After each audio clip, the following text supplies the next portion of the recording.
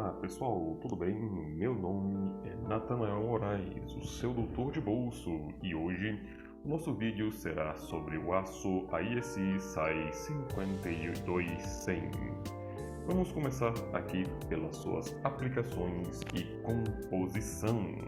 A composição desse material ela é regida pela norma ASTM A295. Uma coisa que ficou destacado aqui é que olha o teor de carbono desse material, 0,95 a 1,1, já é esperado, afinal. Os aços da série 5000 são aços ao cromo, como mostrado também aqui, onde o cromo está de 1,3 a 1,6. Tá? E aquele 100, pessoal, é realmente o teor de carbono, o teor médio de carbono, ou seja, o teor médio de carbono dele é em torno de 1%. É um aço com carbono muito alto, então já não faz muito sentido nós falarmos em carbono equivalente, já que aquele é um parâmetro para a soldabilidade. Pessoal, como um aço hipereutetóide, vamos já discutir um pouco mais sobre isso, soldar esse aço com arco elétrico é a última opção, é o último recurso, ele é um aço de baixíssima soldabilidade.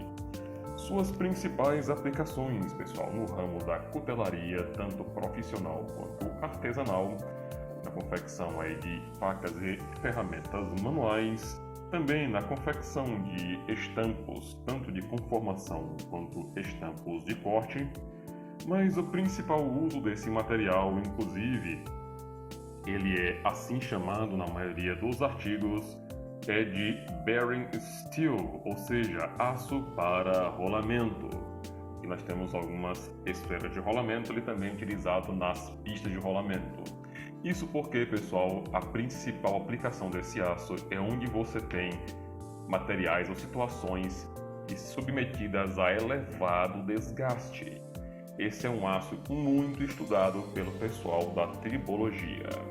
Bem, antes de irmos para a nossa parte de microestruturas, como sempre, precisamos dar uma paradinha aqui na ciência de base. Vamos dar uma olhada aqui no diagrama ferro-cementita, tá? Onde todos nós já conhecemos, e normalmente nós ficamos ali abaixo do ponto 76, abaixo do 1080. Porém, hoje, pessoal, vamos trabalhar com aço hipereutetóide. Vou marcá-lo ali, ó, aquela barrinha amarela. Pessoal, se você observar, de um lado eu tenho o campo da austenita, do outro, lá no cantinho, eu tenho o canto da cementita. Ou seja, esse aço ele vai tender a formar cementita proeutetoide e não ferrita proeutetoide. Quanto mais ou menos de cada um? Vamos ver. Aquela barrinha azul que acabou de aparecer, em condições de equilíbrio, é a quantidade de cementita proeutetoide que irá ser formada. E a barrinha cinza é a quantidade de perlita que irá ser formada. Se você observar, a quantidade de cementita proeutetoide é bem pequena frente à quantidade de perlita. Porém, pessoal, essa cementita ela se organiza na forma de veios. São veios de cementita envolvendo grãos e perlita. E, pessoal, a cementita é extremamente frágil. Vou mostrar a estrutura dela para vocês, construída a partir de um modelo de difração de raio-x. Tá? Pessoal, o carbeto de ferro, também chamado de cementita, é extremamente frágil, mas é ele quem nos dá aí as propriedades de resistência à abrasão. Vamos seguir, pessoal. Quando você recebe esse material, quando você encomenda esse material de um fornecedor, se você ainda vai trabalhar com ele, normalmente você vai recebê-lo nesse estado aqui. Ele na forma laminada a quente, na condição recosida. Essa parte branca que você está notando aí é justamente a cementita, tá? E a parte escura são os grãos perlíticos. Lembrando que a perlita é um microconstituinte, não é uma fase, tá? Pessoal, esses veios aí de cementitas, novamente, são extremamente frágeis. Então, normalmente você faz, antes de fazer qualquer outro processamento, você segue a esferoidização. Tá? Eu tentei realmente, pessoal, encontrar essa norma ABSI 2S 135 de 1977, porém eu ainda não consegui encontrá-la sem que eu tivesse que pagar um rim. No entanto, nós temos aqui uma microestrutura, onde o autor do artigo seguiu aqui as recomendações para a esferoidização, e nós vemos aqui essas coisas mais redondinhas, elas são aí a sementita, na forma esferoide, tá? Você vê os grãos de ferrita e ainda algumas lamelinhas ali da estrutura pirlítica, tá certo? Bem, aproveitando alguns trabalhos, pessoal, aqui nacionais, inclusive muito bons, pessoal da indústria, por favor, apoiem a universidade e nos ajudem a ajudar vocês. Mandem a demanda pra gente que a gente resolve o seu problema, tá? Aqui nós temos o 5200 após a esferoidização. Na primeira microestrutura, nós temos ele passando pela esferoidização chamada convencional, onde ele foi aquecido a 795 graus por 30 minutos, depois passou 16 horas num banho de sal, de cloreto de potássio e cloreto de sódio a 690 graus. Você pode notar aqui a sementita bem esferoide. E, no entanto, essa moça aqui, a Diele, ela fez um tratamento térmico de consideravelmente mais rápido, chamado esferoidização cíclica, tá? Onde ela reduziu aí o tempo de 16 horas e 30 minutos para cerca de 2 horas, tá? Onde você vê novamente o material esferoidizado, mas ela deixou bem destacado, eu destaquei também na microestrutura, ainda alguns veios de sementita alongados, indicando que esse material ainda precisaria de um pouco mais de tratamento. Ainda assim, tá? Nós temos um material bem próximo da condição convencional. E a matriz, pessoal, é a matriz ferrítica com sementita esferoidal. Pessoal, temos agora um artigo bem interessante que eu encontrei aqui, onde ele mostra quais seriam as vantagens de fazer um tratamento de encharque em uma temperatura um pouco mais baixa antes de se realizar a têmpera.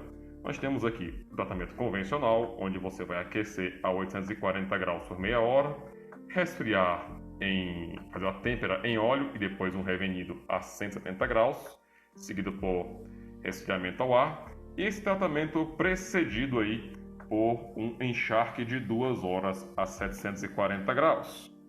Tá? Ele fez em outras condições, pessoal. No entanto, se você observar aqui, a amostra de 740 graus, ela obteve a maior tenacidade ao impacto, onde ele fez essa medida através de ensaio Charpy.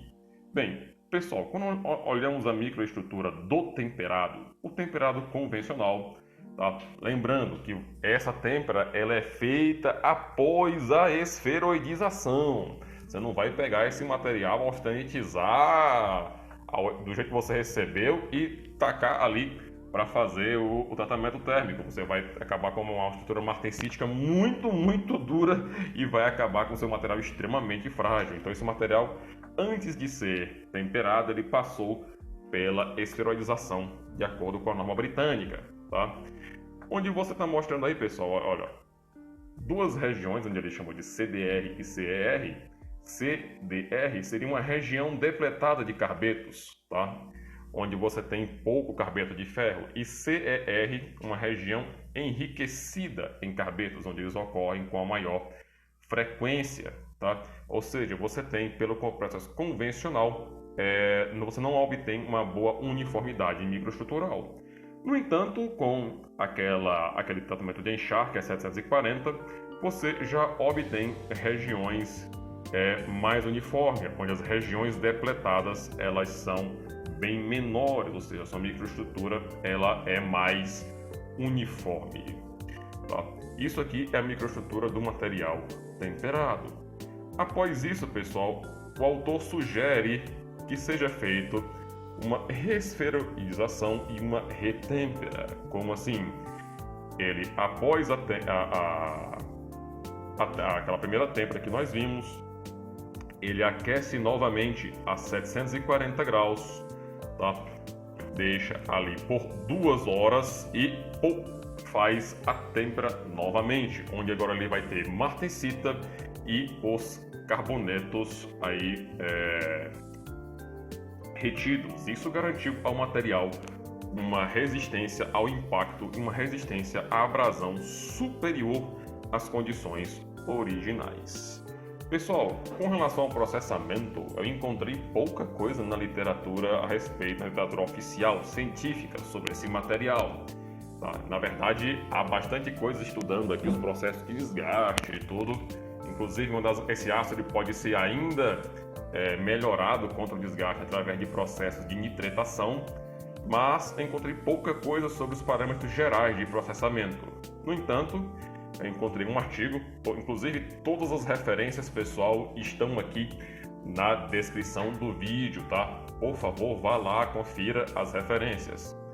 A temperatura indicada para a têmpera desse material é a austenitização a 840, seguido pelo resfriamento em óleo aquecido a 80 graus. Existem outras opções aí para realizar a têmpera, no entanto, como mostrado aqui, por exemplo, nesse gráfico, onde você, por exemplo, pode fazer uma têmpera ali a 825, mas isso vai te requerer um tempo maior para que aqueles carbetos se dissolvam e a matriz austenítica seja enriquecida em carbono, tá? E o revenido, ali, esse material ele é aconselhado que se passe por um duplo revenido, e é claro que a temperatura de revenimento vai depender do seu processo, vai depender do seu projeto, porque ele pode alcançar ali de durezas em torno de 65 Rockle-C, que é uma dureza extremamente elevada, até durezas mais moderadas ali, como 30 Rockle-C. Tá? Aqui está o link, no caso, para você conferir esse artigo de internet. É uma coisa interessante porque esse artigo ele mostra as referências. Pessoal, se você gostou do vídeo, deixe o seu like, por favor. Tá? Se inscreva no canal e confira aqui mais alguns vídeos que nós temos aqui sobre o 5160 e sobre o 4340. Lembrando que metalurgia é engenharia, tenha sempre um bom engenheiro metalurgista do seu lado para projetar os seus processos. Pessoal, até mais, valeu!